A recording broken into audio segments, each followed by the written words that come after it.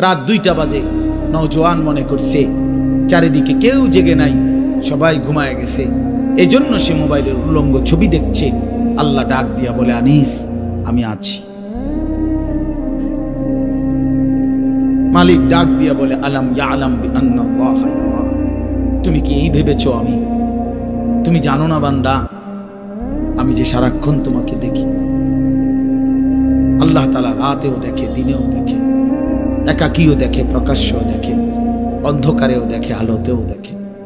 7 আসমানের উপরে কোনো ফেরেশতা হাঁটলেও মালিক দেখে, 7 তবক জমিনের নিচে কোনো পিঁপড়া হাঁটলেও মালিক দেখে। আটলান্টিক মহাসাগরের যে প্রাণী গভীর তলদেশে, আল্লাহ তাকেও দেখে। হিমালয়ের সুউচ্চ চূড়ায় যে প্রাণী, আল্লাহ তাকেও দেখে। ওয়ায়ালামু মা ফিল বাররি ওয়াল বাহর, জলে স্থলে যা আছে আল্লাহ বলেন সব তিনি জানেন। ওয়ামা তাসকুতু মিন ওয়ারাকাতিন ইল্লা ইয়ালামুহা, একটা গাছের পাতাও যদি পড়ে আল্লাহ বলেন আমি তাও জানি। ওয়ালা হাববাতিন ফি যুলুমাতিল আরদ, মাটির তলদেশে যেই চারা দানা বীজ তোমরা রোপণ করছো, বপন করছো, আল্লাহ বলে কোন দানা কোন চারা আমি তাও জানি। ওয়ালা রাতবিন ওয়ালা ইয়াবিসিন, শুকনায় কি আছে ভিজাতে কি আছে আমি সব জানি। ইল্লা ফি কিতাবিম মুবিন, ওহ মালিক বলে শুধু জানি না রে বান্দা, আমি সব কিছু আমার তাকদীরে লৌহে মাহফুজের মধ্যে স্পষ্ট করে লিখে রেখেছি। অতএব বাপ আমার, বন্ধু আমার, দয়া করে মেহেরবানি করে এই মাহফিলগুলো আসলে আপনাদের কাছে কোনো 23 বছরের পুরা ইসলাম বুঝানো, একদিনে 1 ঘন্টা এটা না। অর্থ হলো বিবেকটা জাগানো, অনুভূতিটা একটু জাগানো, ঠিক না? একটু যেন মানসিকতাটা বাড়ে, একটু মানসিকতাটা যেন বাড়ে। দুনিয়া ভুলেন, আখেরাত ফিকির করেন, আখেরাতের ফিকির করেন, আখেরাতের ফিকির করেন। যুবক ভাই নিজের ক্ষতি করেন না, নওজোয়ান ভাই নিজের ক্ষতি করেন। আল্লাহর ওয়াস্তে ভাইয়া, চরিত্রহীনতার এই জিন্দেগি সুখ দেয় না। কোনো পাপী সুখে নাই, কোনো হারামখোর, কোনো মদখোর, কোনো গাঁজাখোর, ফুট্টাখোর, বাবাখোর, ডাইলখোর, ইয়াবাখোর, একটা নাফরমান সুখে নাই, সুখে নাই। কোন বেপরদা নারী সুখে নাই।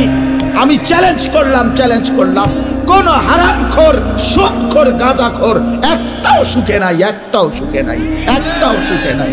কোন নাফরমান সুখে থাকে না বন্ধু। সেজদাতে সুখ আছে, আল্লাহকে ডাকলে সুখ আছে, আল্লাহকে ডাকলে সুখ আছে, মালিকের সেজদায় সুখ আছে। এজন্য চলেন ইনশাআল্লাহ, নিয়ত করি আল্লাহকে ডাকবো ইনশাআল্লাহ। হারাম ছেড়ে দেই, আল্লাহর নাফরমানি ছেড়ে দেই। আল্লাহ আমাদের সবাইকে কবুল করে নেন। আপনার ওযুবিহীন পড়তে দেই না, সমস্ত পড়ালেখা বাচ্চা পাক পবিত্র থাইকা ওযু অবস্থায় পড়ে। অসংখ্য প্রতিষ্ঠান এমন যাদের এই ব্যাপারে কোনো আলাদা কোনো গুরুত্ব নেই। ছেলে পেশাব করে পানি নেয় বা না নেয় এটা নিয়ে তাদের কোনো মাথা ব্যথা নেই। ছেলে কি দাঁড়াইয়া পেশাব করে না বসে পেশাব করে, এই নিয়ে মাথা ব্যথা নেই। দেখার বিষয় হলো পড়া পারে কিনা, পড়া বুঝলো কিনা, খালাস। পড়া পারলো, শিখলো। কিন্তু না, আপনারাও সবাই বুঝেন যে, সবাই এই শব্দটা জানেন যে শিক্ষা দীক্ষা, আমরা বলি বাংলায় এটা যে শিক্ষা দীক্ষা। এখন প্রশ্ন হলো দীক্ষা মানে কি? শিক্ষা তো বুঝলাম, নির্দিষ্ট পড়া মুখস্থ করলো, শিখলো, মুখস্থ করলো, তো দীক্ষাটা কি? এখানে এটা এমন শব্দ না যে, কিছু শব্দ তো আছে একটা শব্দের সাথে আরেকটা বলছে অর্থহীন, যেমন কলম টলম। তো এটা সবাই বুঝে যে টলমের কোনো অর্থ নাই। কাগজ টাগজ, তো কাগজের অর্থ নাই কিছু না, এটা আলাদা শব্দ। শিক্ষা দীক্ষা যেমন আমরা অনেক সময় বলি যে নামাজ রোজা, লোকটা নামাজ রোজায় ভালো, তো এর দ্বারা কি শুধু নামাজ আর নামাজের উল্টা শব্দ রোজা না, এটা একটা আলাদা কি আমল। নামাজ একটা ইবাদত, তো রোজা একটা ইবাদত। তো শিক্ষা এটা একটা বিষয়, দীক্ষা এটা একটা বিষয়। শিক্ষা তো তালিম, দীক্ষা এটা তরবিয়ত, আখলাক। আখলাক অর্থাৎ শব্দ মুখস্থ করা এটা যেমন জরুরি, জিন্দেগি গঠন করা এটাও সমান জরুরি, বরং তার চাইতে বেশি জরুরি। এজন্য আমাদের ফেনীর একজন বড় বুজুর্গ আলেম আছেন, ফেনী জামিয়া রশিদিয়া মাদ্রাসার হযরত মাওলানা মুফতি শহীদুল্লাহ দামাত বারাকাতুহুল আলী, বাংলাদেশের অনেক বড় একজন বুজুর্গ আলেম। হযরতের মাদ্রাসা ফেনীতে, সেই মাদ্রাসা একটা মাদ্রাসায় কওমি মাদ্রাসা, সেখানে প্রায় 6 থেকে 7 হাজার ছাত্র পড়ালেখা করে, প্রায় 200-এর উপরে উস্তাদ আছে, 200-250। তো এই জন্য বললাম যে হযরত সবসময় বলে যে পড়া মেধা অনুপাতে কম বেশি হইতে পারে, আখলাক বরাবর হইতে হবে। আখলাক, ছাত্র মেধাগত যোগ্যতার কারণে কেউ রুল নাম্বার 1, কেউ রুল নাম্বার 10, কিন্তু আদব আখলাক বরাবর বরাবর হওয়া চাই। আমরা এটা খুব খেয়াল করি না। আজকে সবাই মনে করে বাচ্চার পড়ালেখা হচ্ছে, ঠিক আছে, পড়তেছে, যাইতেছে, আসতেছে, ছেলেটা পড়তেছে, রেজাল্ট আসছে, কিন্তু আখলাক কোথায়? যে ছেলেটা কখনোই প্রস্রাব করে টয়লেট পেপার ব্যবহার করে না, দাঁড়িয়ে বসে প্রস্রাব করার ক্ষেত্রে কোনো পার্থক্য করে না, তো তার আখলাক, তার জীবন গঠন হইল শব্দ না মুখস্থ হইল? শব্দ না মুখস্থ? যে ছেলেটা তার মোবাইলের মধ্যে রাত দিন নাচ গান, ছবি, জিনা, ব্যভিচারের দৃশ্য, অথবা শুধু শুধু অনর্থক মোবাইলটা টিপলো, তো পড়া তো মুখস্থ করলো, কিন্তু আখলাক কই হইল? আখলাক কই? 3 বছরের বাচ্চার হাতে মোবাইল দিয়ে দিছে, 2 বছরের বাচ্চার হাতে অভিভাবক মোবাইল দিয়ে দিছে, মানে খামখেয়ালির এক জিন্দেগি। এক সন্তান গঠন কিভাবে করতে হয় মুসলমান তাও জানে না। বাচ্চাকে টেলিভিশনের হাতে তুলে দিছে, টেলিভিশন দেখে দেখে শেখো। বাচ্চাতে সমবয়সীদের হাতে তুলে দিছে, যে সমবয়সী বন্ধুদের সাথে আড্ডা দিতে দিতে যা শেখো। এটা কখনোই কি না, নিয়ম না। রাসূলুল্লাহ সাল্লাল্লাহু আলাইহি ওয়াসাল্লাম বলছেন, কুল্লু মাউলুদিন ইউলাদু আলাল ফিতরা, প্রত্যেকটি মানব সন্তান আল্লাহকে মানার শতভাগ যোগ্যতা নিয়ে পৃথিবীতে ভূমিষ্ঠ হয়। কোরআন শরীফে আল্লাহ তাআলা বলছেন, ফিতরাতাল্লাহিল্লাতী ফাতারান নাসা আলাইহা, কোরআনের আয়াত। আল্লাহ তাআলা বলেন, দিন মানার পুরা যোগ্যতা দিয়েই আমি আল্লাহ মানুষকে সৃষ্টি করেছি। আল্লাহ তাআলা এমন একটি হুকুম করে নাই, এমন একটা বিষয় নিষেধ করে নাই যা পালন করার যোগ্যতা কিংবা বর্জন করার যোগ্যতা আল্লাহর বান্দার শরীরের মধ্যে নাই, এমন কোনো বিধান নেই।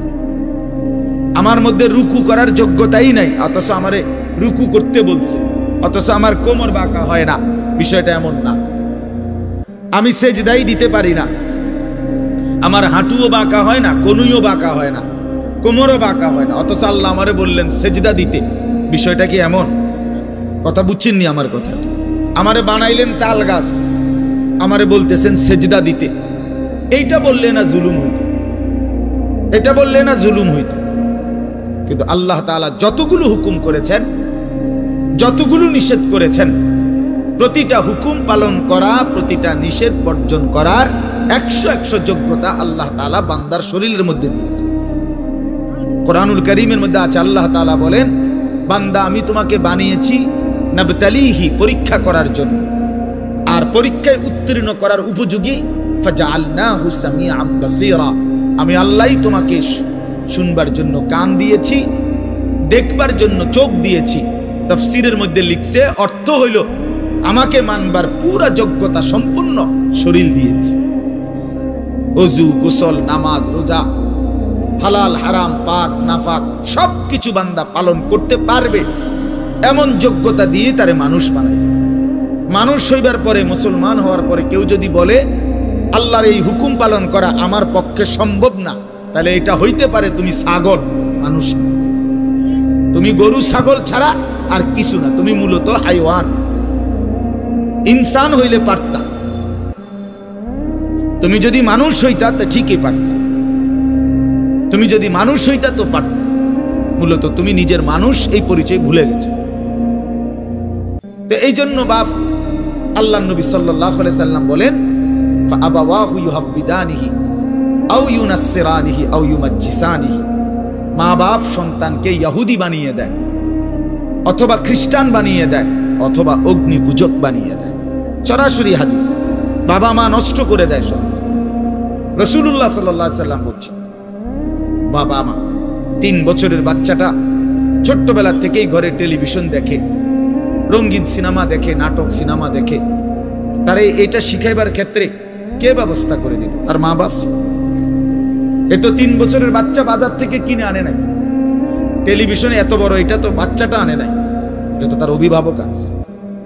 এই 3 বছরের বাচ্চাটারে কার্টুন দেখার জন্য, গেমস খেলার জন্য এত বড় মোবাইলটা, এটা তো তার বাবাই দিছে, অথবা তার মা, তার দুলা ভাই, তার বড় ভাই, তার চাচা, এমন কেউ একজন তার হাতে তুলে দিছে। এজন্য আমি সবসময় বলি যে এই মা বাপ, অভিভাবক সন্তানের, অপ্রাপ্ত বয়স্ক সন্তানের হাতে এই বড় মোবাইলগুলো তুলে দেয়, এই মা বাবার চাইতে বড় জালেম আর কেউ নেই। ওরা নিজ হাতে সন্তানকে গলা টিপে হত্যা করে ফেল, ধ্বংস করে দিল, বরবাদ করে দিল, বরবাদ করে দিস। অসংখ্য অভিভাবক আমাদেরকেও তো বলে, বাচ্চা হুজুর খায় না, ঘুমায় না, বাচ্চা মোবাইল না দেখতে না দিলে খায়ও না, ঘুমায়ও না, কান্দে, শুধু কান্দে কান্দে। তার এই বদ অভ্যাস কে বানায়? আর দ্বিতীয় কথা হইলো, কান্দলে কি হয়েছে? কোন বাচ্চা যদি কান্দে, তো কান্দলে কি মরে যায় মানুষ? তো এতে কান্দুক, কান্দলে কি হয়েছে? কানতে কানতে সে একসময় থেমে যাবে। 3 বার পরে, 4 বারের পরে সে বুঝে নিবে যে এটা আমারে দিবে না। কথা বোঝেন নাই? কাঁদতে কাঁদতে নইলে 3 বার কাঁদলো, 4 বার কাঁদলো, 10 বার কাঁদলো, একটা পর্যায়ে সে বুঝবে যে এটা আর আমারে দিবে না, এটা আমারে দিবে না। এই জন্য বাপ আমার এটা খেয়াল করা চাই। আমি এই কথাটা শুরু করছি এই কথার থেকে যে কোরআন সুন্নাহর ইলমের জন্য, আদব জন্য। এক তো আপনি শুনলেন প্রতি সপ্তাহে জুমার বয়ান হয়, ইমাম সাহেব কইতে পারবো ইমাম সাহেব কি কয়, আমনে আমনের মতো, হুজুর হুজুরের মতো না। এই শুধু এতটুকুর জন্য আসা যাওয়া, আল্লাহর কথা শোনা, যে কি শুনলাম কিছুই বুঝলাম না, নিজের জন্য কিছুই গ্রহণ করলাম না, এটা ইনসাফ না। আল্লাহর কোরআন জিন্দেগি বদলাবার জন্য, আমাদের জীবনের পরিবর্তনের জন্য আসছে, পরিবর্তনের জন্য।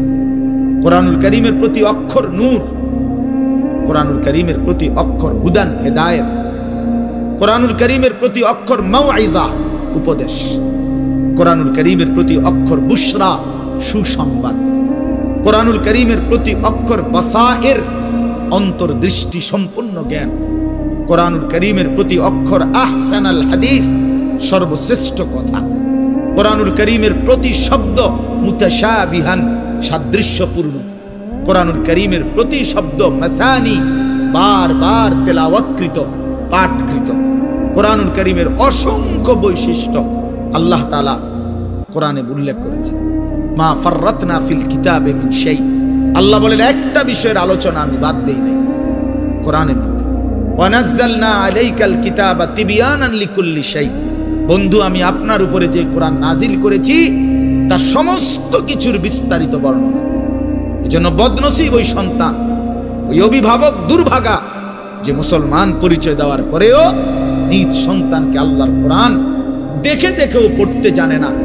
আল্লাহর কোরআন দেখে দেখে ছোট বাচ্চা হাফেজে কোরআন হইছে,